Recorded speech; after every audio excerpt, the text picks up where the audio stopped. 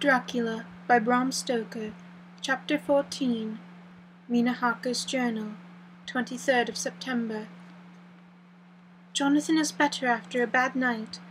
I'm so glad that he has plenty of work to do, for that keeps his mind off the terrible things, and oh, I am rejoiced that he is not now weighed down with the responsibility of his new position. I knew he would be true to himself, and how proud I am to see my Jonathan rising to the height of his advancement, and keeping pace in all ways with the duties that come upon him. He will always be away today, till late, for he said he could not lunch at home. My household work is done, so I shall take his foreign journal, and lock myself up in my room, and read it. 24th of September. I hadn't the heart to write last night. That terrible record of Jonathan's upset me so. Poor dear, how he must have suffered, whether it be true or only imagination. I wonder if there is any truth in it at all. Did he get his brain fever and then write all those terrible things, or had he some cause for it? I suppose I shall never know, for I dare not open the subject to him. And yet that man we saw yesterday, he seemed quite certain of him. Poor fellow! I suppose it was the funeral that upset him and set his mind back on some train of thought. He believes it all himself. I remember how on our wedding day he said, "Unless some solemn duty come upon me to go back to the bitter hours, sleep or awake, mad or sane." There seems to be through it all some thread of continuity. That fearful count was coming to London, with its teeming millions. There may be a solemn duty, and if it come, we must not shrink from it. I shall be prepared. I shall get my typewriter this very hour and begin transcribing. Then we shall be ready for other eyes if required, and if it be wanted, then, perhaps, if I am ready, poor Jonathan may not be upset, for I can speak for him and never let him be troubled or worried with it at all. If ever Jonathan quite gets over the nervousness, he may want to tell me of it all, and I can ask him questions, and find out things, and see how I might comfort him. Letter Van Helsing to Mrs. Harker, 24th of September. Confidence. Dear Madam, I pray you pardon my writing, and that I am so far friend that I send you sad news of Miss Lucy Westenra's death. By the kindness of Lord Godalming, I am empowered to read her letters and papers, for I am deeply concerned about certain matters vitally important. In them I find some letters from you, which show how great friends you were and how you love her. Oh, Madame Mina, by that love I implore you, help me.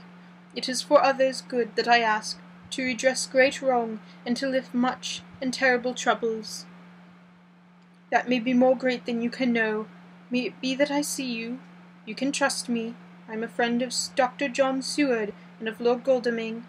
That was Arthur of Miss Lucy. I must keep in private for the present from all.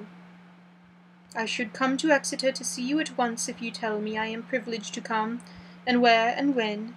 I implore your pardon, madame. I have read your letters to poor Lucy, and know how good you are, and how your husband suffer.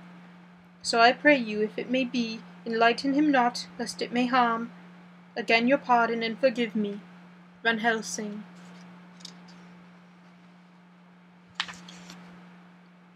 Telegram. Mrs. Harker to Van Helsing.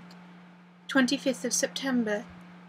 Come by today by 10:15. Train if you can. Catch it. See you any time you call. Wilhelmina Harker. Mina Harker's Journal, 25th of September. I cannot help feeling terribly excited as the time draws near for the visit of Dr. Van Helsing, for somehow I expect it will throw some light upon Jonathan's sad experience, and as he attended poor Lucy in her last illness, he can tell me all about her.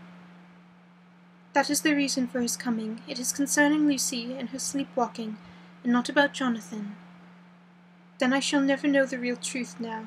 How silly I am! That awful journal gets hold of my imagination and tinges everything with something of its own colour. Of course it is about Lucy. That habit come back to the poor dear, and that awful night on the cliff must have made her ill. I almost forgotten in my own affairs how ill she was afterwards.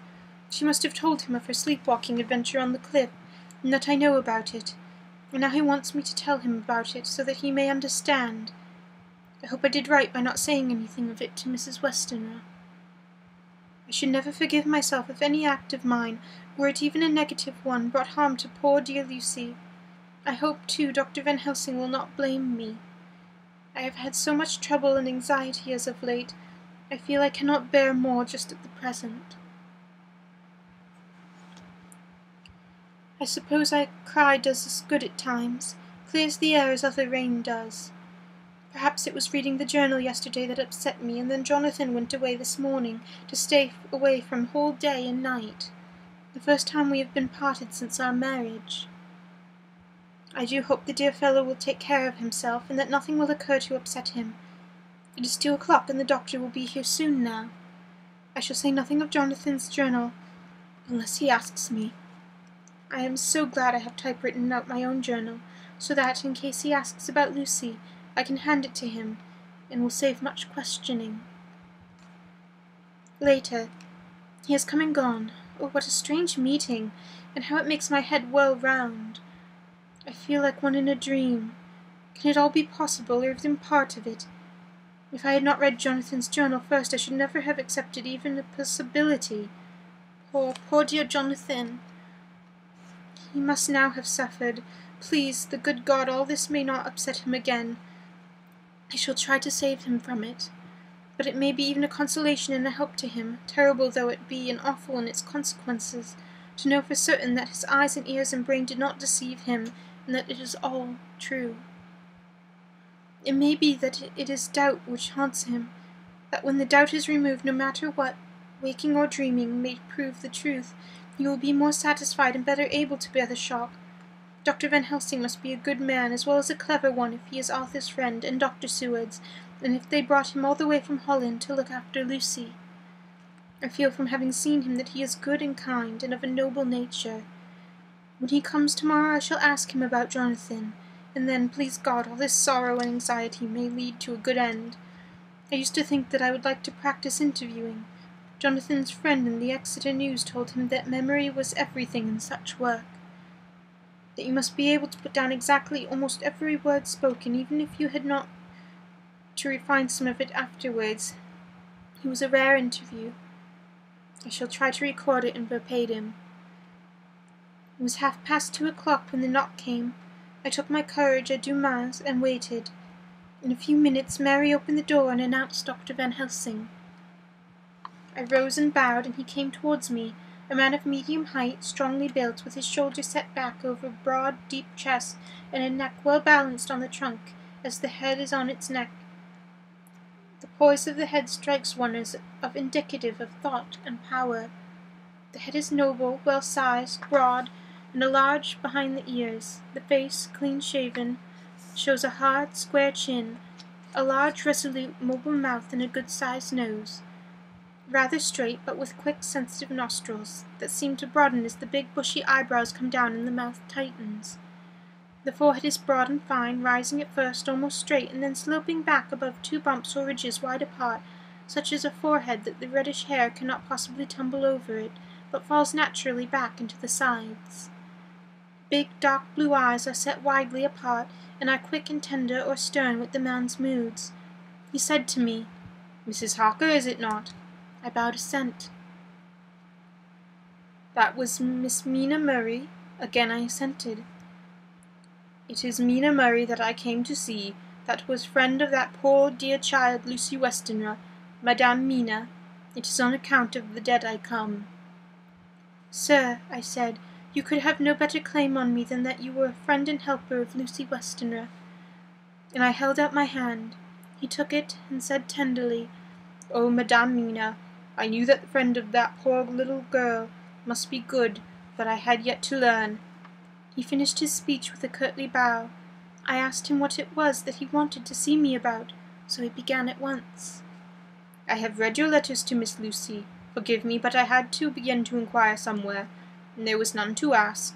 I know that you were with her at Whitby, that she sometimes kept a diary, that you need not look surprised. Madame Mina, it was begun after you left, and it was made in imitation of you. And in that diary she traces by inference certain things to a sleepwalking in which she puts down that you saved her. In a great perplexity that I come to you, and ask you out of your kindness to tell me, all of it that you remember.